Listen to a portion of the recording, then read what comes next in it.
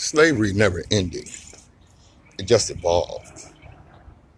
After the Civil War ended chattel slavery and northern white Republicans betrayed blacks in the South, ending Reconstruction, the southern states instituted draconian laws, black code laws, better known as Jim Crow laws, and stepped up their convict leasing. Now, as a black man in the South, you could get arrested for being a black man on a sunny day. And then you would find yourself on a convict leasing farm, which is basically put you back on the plantation. Of course, also there was sharecropping, which was nothing more than slavery, evolved slavery, and this went on for another 100 years.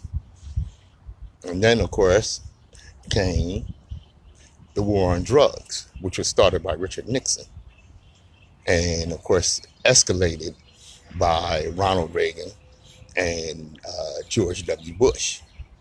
George H.W. Bush, father of George W. Bush, the first Bush president.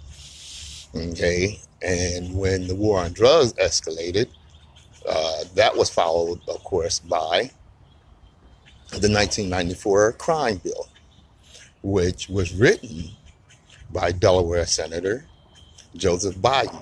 As a matter of fact, he was so proud of that bill that he wanted it called the Biden law.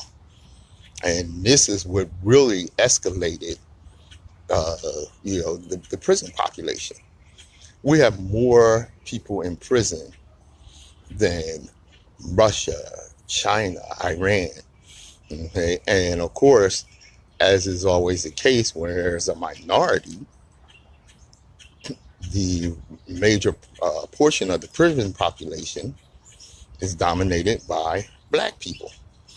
The crazy thing about the 1994 crime bill is that I think just about everyone on the Black Congressional Caucus voted for that bill.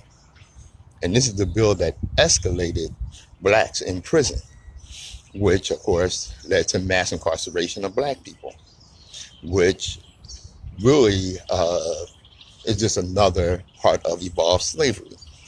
Like Michelle Alexander explains in her book, her landmark book, The New Jim Crow. I call it James Crow Esquire. And what has happened is, we have just, blacks dominating the prison population. And guess what?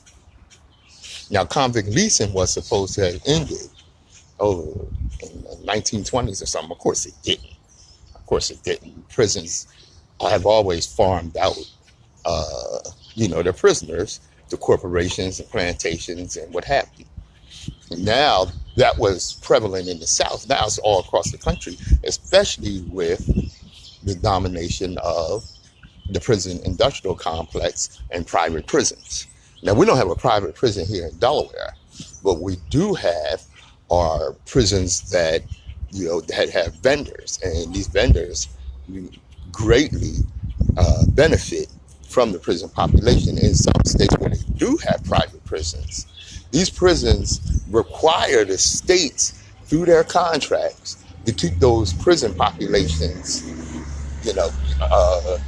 up to a certain level so that it's profitable for, the private prisons. So with this going on, like I said, slavery never ended and just evolved. There's still slavery in America. Big surprise. I'm Pat Gibbs. Join me on Open Eye.